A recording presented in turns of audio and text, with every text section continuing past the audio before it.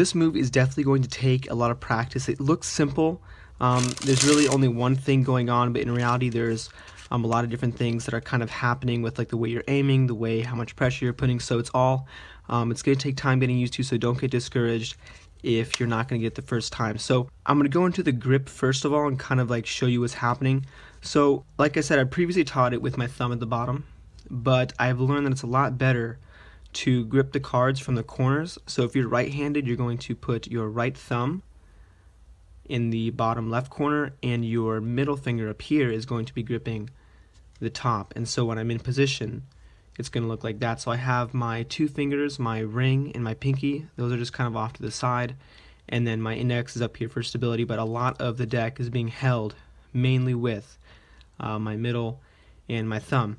And now as you can see, I'm gripping them, so this very bottom card here, you can see the edge of my thumb.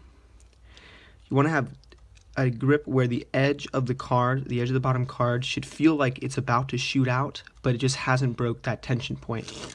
So you want to kind of place it right at the edge, so you can see it's very close to the edge of my fingertips.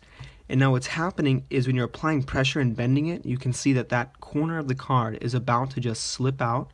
And I'll try to get it right here. As you can see, just kind of the tension releases, you apply more pressure, and what happens is the cards are going to break tension and shoot out. When you're actually applying the pressure, don't worry about bending the deck. Okay, you guys might be scared that if you're bending it too much, you might mess it up.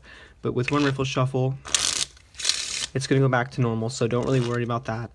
The whole thing here is what's going on with your hands is I'm going to show you without the deck what I'm doing with my right hand. So essentially when I'm gripping the cards, they're going to look like this when they come away. But as I'm shooting them out, I'm applying downward pressure, but also opening up my fingers. So basically they're going to look like this. So I'm just stretching my two fingers out, and they're kind of just shooting off my thumb. So as you can see, they kind of go backward a little bit, so they shoot to the bottom left. And if you shoot them off both fingers at the same time, they're going to go more straight. It just depends on what you're kind of aiming for. So if you shoot them off, okay, you look at my thumb, as you can see, there's like a bend in the joint here. But at the end, it should be straight. So as you can see, I'm slowly just straightening out my thumb, and by the end you can see my thumb is straightened out like that. So essentially what's happening is all that tension is bending in the cards, and when the tension shoots off, you just want to make less space between the card and the edge of your finger. So as you can see, the cards here is at the edge right there, about to just fly off. But if I hold it, just bending it, cards aren't really going to shoot out as much as they would if I were to open it up and stretch it forward like that. So that's the biggest key, I would say, is to apply a lot of pressure. So you're applying a strong amount of pressure, and then once you have this tight grip where the cards are bent like this, all you have to do is just open up that thumb. So your thumb is coming in and stretching. So this thumb is just applying pressure, going in more, and opening up.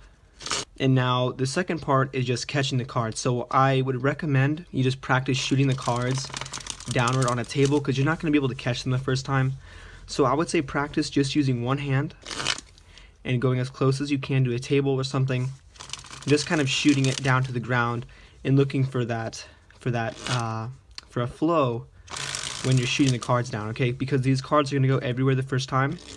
And once you kind of have that down, and once you have a nice flow with your cards and it's going continuously, then you can work on catching them. So now when you go to catch the cards, it's going to take some practice where you move your hand, but essentially your left hand or your non-dominant hand is going to be open and kind of relaxed.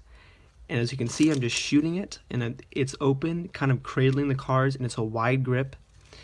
And I don't recommend ever trying to close your hand as you're springing them. So never try to shoot them all out and then catch it like that, because what's going to happen is you're going to end up shooting the cards, and you might end up closing them too soon, and you're going to end up with something like this. So once you get to the stage where your flow is continuous, then you can work on catching them. So I recommend going top down, not necessarily going side to side just yet. Work on going top down, and you're going to figure out the angle at which you need to put your hand.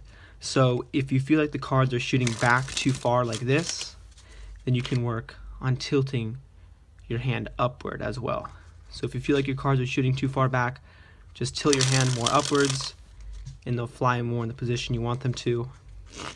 And you're aiming for the cards to end up like this. So as you can see, I have the card basically almost, I would say not necessarily a mechanic's grip, but you're just it's kind of like a cradle. So you have the card's grip with your thumb on the left side, your index at the top, and these fingers are kind of just grasping it. And it's a very relaxed grip. My hand is not tense at all. I'm not necessarily straining it.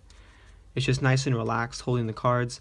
Because the more you tense, the more possibilities there are for cards bouncing off or something. So it's nice and relaxed, just kind of catching those cards like that.